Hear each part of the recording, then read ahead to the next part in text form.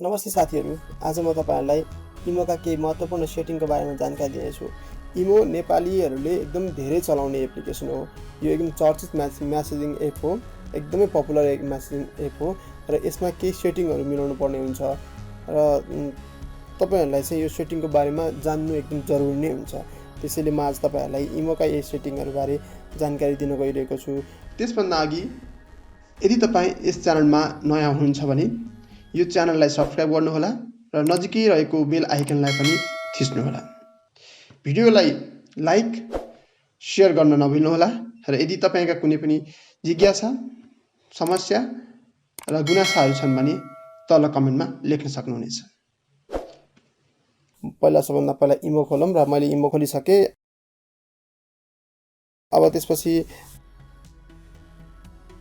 यो तीनटा धर्का भएको ठाउँमा क्लिक गर्नुहोस् पहिला। अब त्यसपछि सेटिङमा जानु होला। सेटिङमा गइसकेपछि प्राइभेसीमा जानु होला। प्राइभेसीमा तपाईले देख्न सक्नुहुन्छ लास्ट सिन, अवेटर, त्यसपछि read receipt, real time chat र ब्लक कन्ट्याक्ट। हामी सुरुदेखि जाम। लास्ट सिन भनेर भनेको छ। लास्ट सिन चाहिँ यसको चाहिँ के हो भने यो सेटिङमा चाहिँ लास्ट सिन भनेको तपाई कुन बेलासम्म लास्ट टाइम अनलाइन हुनुहुन्थ्यो भन्ने कुरा को जानकारी दिने सेटिङ हो यो। र यसमा चाहिँ तपाईले तपाईको कन्ट्याक्टमा नभएकाहरूलाई पनि वा जो कोहीलाई पनि सबैलाई यदि जानकारी होस् भन्ने चाहनुहुन्छ भनेदेखि तपाईले यो चाहिँ एभ्रीवानमा टिक गर्न सक्नुहुन्छ। तर यदि आफ्नो कन्ट्याक्टमा भएकोलाई मात्रै आफू कति बजेसम्म अनलाइन छु भन्ने वा कति टाइम अगाडिसम्म अनलाइन छु, कति बजे अगाडिसम्म अनलाइन छु भन्ने देखाउन चाहनुहुन्छ भनेदेखि चाहिँ माई कन्ट्याक्टमा क्लिक गर्नु होला।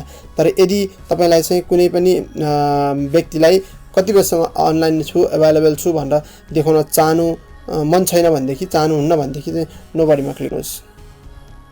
नोबडीमा क्लिक गऱ्यो भने चाहिँ तपाईको कसैलाई पनि यति टाइमसम्म अनलाइन छु भन्ने कुरा देखिँदैन है। त्यसपछि गएर तपाईको सेकेन्डमा छ अभाइलेबल। यो चाहिँ तपाईको प्रोफाइल पिक्चर हो। प्रोफाइल पिक्चर तपाईले यो सेम नै हो। एभ्रीवान, माई कन्ट्याक्ट र नोबडी भनेको चाहिँ एभ्रीवान भनेको सबैलाई तपाईको कन्ट्याक्टमा भएका नभएकाहरू जसलाई पनि हेर्न मिल्ने भइहाल्यो। त्यस्तै माई कन्ट्याक्ट भनेको तपाईले आफ्नो कन्ट्याक्टमा भएकोहरूलाई मात्र चाहिँ देखाउन मिल्छ यो। त्यसपछि गएर नोबडी भनेको चाहिँ अब कसैलाई पनि देखाउन मिलेन र त्यो प्रोफाइल पिक्चर कसैलाई देखाउन नमिल्ने हुन्छ। यहाँ चाहिँ मैले नोबडी माई कन्ट्याक्टमा टिक गरेको छु। त्यस्तै गरी तपाईको रिड रिसिप्ट भन्ने छ। रिड रिसिप्ट भनेको तपाईलाई कसैले मेसेज पठाउनु भयो र त्यो मेसेज पढिसके पछाडि चाहिँ डबल डट आउँछ, दुईटा टिक आउँछ। यो टिक दुईटा आइसकेपछि चाहिँ पढियो भन्ने जानकारी, जसले पठाउनु भएको छ उहाँले पढ्नुभयो भन्ने जानकारी हुन्छ। त्यसैले त्यो मेसेज चाहिँ तपाईलाई कसैले पठाउनु भयो र त्यो जानकारी चाहिँ तपाईले पढ्नुभयो भन्ने जानकारी चाहिँ अरूलाई दिन चाहनुहुन्छ कि हुन्न भन्ने हो र कसलाई दिन चाहनुहुन्छ भन्ने चाहिँ हो यो। यदि कसैलाई दिन चाहनुहुन्न, मेसेज पढेको कसैलाई थाहा नै दिन चाहनुहुन्न भनेदेखि तपाईले नोबडीमा क्लिक गर्न सक्नुहुन्छ। यो टिकलाई चाहिँ नोबडीमा गर्नु होला। यदि आफ्नो कन्ट्याक्टमा भएकाहरूलाई मात्र थाहा होस् भन्ने चाहनुहुन्छ भने माई कन्ट्याक्टमा क्लिक गर्नु होला। त्यस्तै गरी जसले मेसेज पठायो उहाँले सबैले थाहा पाउन सक्नुहुन्छ। तपाईको कन्ट्याक्टमा नभएकाहरूले पनि मेसेज उहाँहरूले तपाईलाई मेसेज पठाउँदा तपाईले पढ्नुभयो भन्ने जानकारी पाउनु होस् भन्ने चाहनुहुन्छ भने एभ्रीवानमा क्लिक गर्नु होला।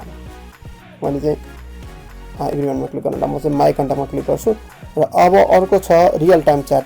यो एकदम महत्त्वपूर्ण अप्सन हो। यदि यो इनेबल छ भने, यसो गरेपछि यो इनेबल भयो। यदि इनेबल छ भने तपाईले टाइप गर्नुभएका कुराहरू जे टाइप गर्नुभयो त्यो जस्ताको तस्तै अर्को तपाईले जसलाई मेसेज पठाउन खोज्दै हुनुहुन्छ उहाँले देख्न सक्नुहुन्छ। यो इमोमा यो एउटा फिचर रहेको छ र यो यदि तपाईले कुनै मिस्टेक कुराहरू लेख्नुभयो भने त्यो जानकारी पनि उहाँलाई जोसँग च्याट गर्नु भएको छ उहाँलाई तत्कालै हुन्छ। रियल टाइम च्याटको फिचर नै यही हो र यसलाई चाहिँ प्रायः सकेसम्म अफै गर्नु होला। किनभने कहिलेकाहीँ हामी गल्तीले केही कुराहरू लेख्छौँ र टाइपिङ गर्दै जाँदा त्यो मेसेज चाहिँ पठाउन मन लाग्दैन, कसैलाई त्यो भन्न मन लाग्दैन। तर यो यदि अन छ भने चाहिँ त्यो मेसेज पनि डिस्प्ले भइसकेको हुन्छ, उता देखिसकेको हुन्छ। त्यसले हामीलाई के असर गर्न सक्छ। त्यसैले यो चाहिँ डिफल्टमा अफ छ, अफै राख्नु होला। कृपया यो अन छ भने त्यतिकै तपाईँ आफै यसै गरी सेटिङमा गएर चेक पनि गर्नु होला यो अफै होस् भनेर। त्यस्तै अर्को छ ब्लक कन्ट्याक्ट भन्ने छ। ब्लक कन्ट्याक्ट भनेको चाहिँ तपाईँलाई कसैलाई चाहिँ एकदम ब्लक गर्नुपर्ने भयो, मेसेज पठाएर हैरान गर्नुभयो वा अब कुनै अन्य कारणले चाहिँ ब्लक गर्नु पऱ्यो भनेदेखि चाहिँ तपाईँले ब्लक गरेको कन्ट्याक्टहरू चाहिँ यहाँ आएर बस्छ र कहिलेकाहीँ तिनीहरूलाई रिमुभ गर्नुपर्दा चाहिँ यहाँ आएर हामीले यहाँ यसमा डिस्प्ले हुन्छ र डिस्प्ले भएकोलाई चाहिँ रिमुभ गर्न मिल्छ। साथीहरू, तपाईँलाई यो भिडियो कस्तो लाग्यो कमेन्टमा लेख्नुहोला। त्यस्तै यो भिडियोलाई लाइक गर्नुहोस्, धेरैभन्दा धेरैजनासम्म चाहिँ पुर्याउनको लागि सेयर पनि गरिदिनुहोस् र यदि यस च्यानलमा तपाईँ नयाँ हुनुहुन्छ भने यस च्यानललाई सब्सक्राइब गर्नुहोस् र नजिकै रहेको बेल आइकनलाई पनि थिच्न नभुल्नुहोला।